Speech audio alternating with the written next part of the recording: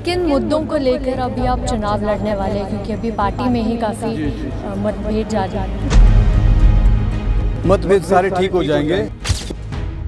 मुद्दे पहला तो विकास का मुद्दा ही रहता है। भारतीय जनता पार्टी ने चाहे केंद्र की सरकार हो चाहे राज्य की सरकार हो, बड़े रिकॉर्ड तोड़ काम किए हैं। हाँ, समय बहुत कम है जी। मैं तो कई जगह कहता हूँ कि जो लंबी रेस के खिलाड़ी होते हैं, अच्छे खिलाड़ी होते हैं, वो पहले सबसे पीछे पीछे धीरे धीरे चलते अपनी एनर्जी को बचाए रखते हैं। जैसे टारगेट 10-20 मीटर रहता है तो पूरी शक्ति के साथ दौड़ के सबसे आगे रेस को जीत जाते हैं। हिमाचल प्रदेश विधानसभा चुनावों के दंगल में हम पहुंच चुके हैं विधानसभा क्षेत्र कुल्लू में। यहां पर हमारे साथ बीजेपी के जो नए प्रत्याशी हैं नरोत्तम ठाकुर जी, वो हमारे साथ मौजूद हैं। नरोत्तम जी, आखिरी मोमेंट में टिकट फाइनल हुआ जी। हमारे हर एक पार्टी का ये रहता कि अपने बेस्ट कैंडिडेट को उतारती है वो।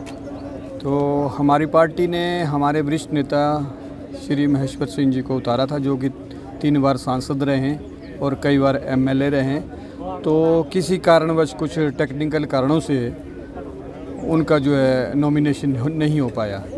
ऐसा नहीं है कि भाई वो योग्य नहीं थे। तो उसके बाद जो सेकंड बेस्ट होता है, पार्टी ने जो असेस किया है तो उसके हिसाब से मुझे तय किया। तो मुझे उम्मीद है कि उनका भी समर्थन मिलेगा। और भी हमारे नेता जो हैं पार्टी में, कई 1-2 लोगों ने नॉमिनेशन भरा है, तो उनसे भी बातचीत चल रही है, वो भी सब समर्थन करेंगे। और हम किन मुद्दों को लेकर अभी आप चुनाव लड़ने वाले हैं, क्योंकि अभी पार्टी में ही काफ़ी मतभेद जारी है? जी। मतभेद सारे ठीक हो जाएंगे। मुद्दे पहला तो विकास का मुद्दा ही रहता है। भारतीय जनता पार्टी ने चाहे केंद्र की सरकार हो चाहे राज्य की सरकार हो, बड़े रिकॉर्ड तोड़ काम किए हैं। हम देखते हैं कि सबसे बड़ा तो जब हम इधर बजौरा से मंडी की तरफ निकलते हैं या मनाली की तरफ निकलते हैं तो रोड की स्थिति ऐसी है कि हाईवे यहाँ पर बने हुए हैं। तो ऐसा लगता है कि हम किसी बड़ी सिटी में हैं, या कभी कभी तो लगता है कि अमेरिका में हैं। तो इतने अच्छे रोड बने हुए कभी हम सोच भी नहीं सकते थे। और सभी क्षेत्र में अब देखो, हिमाचल प्रदेश में एम्स जैसे हॉस्पिटल में दिल्ली जाना पड़ता था, अभी एम्स का हॉस्पिटल बन रहा है। और सरकार की इतनी बहुत अच्छी योजनाएं हैं, गृहिणी योजना है, आयुष्मान योजना है और अनेक प्रकार की योजनाएं हैं। तो विकास का तो एक रिकॉर्ड काम भाजपा सरकार ने किया है।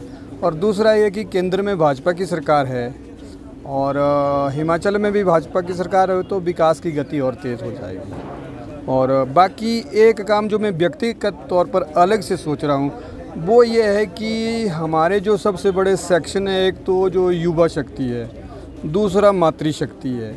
इनका बड़ा इम्पोर्टेंट रोल है देश के विकास में और इनकी संख्या भी ज़्यादा है। महिलाओं की संख्या 50% है, युवाओं की संख्या लगभग 70% है और 37 करोड़ तो 15 से 29 के बीच ही है। तो हमें अपने जो रूटीन काम है सरकार के, जो योजनाएं हैं, हमें उसके अतिरिक्त भी इनके लिए कुछ विजन लेके आना है। युवा जो समय है बहुत कम रह गया अभी चुनाव प्रचार के लिए आपके पास, तो कुल्लू की जनता के लिए ऐसा कौन सा एक कार्य है जिसको लेकर आप आगे बढ़ने वाले हैं? क्योंकि अभी नया चेहरा है, तो किस तरह से कुल्लू के जनता के सामने आप जाने वाले हैं? हाँ, समय बहुत कम है जी।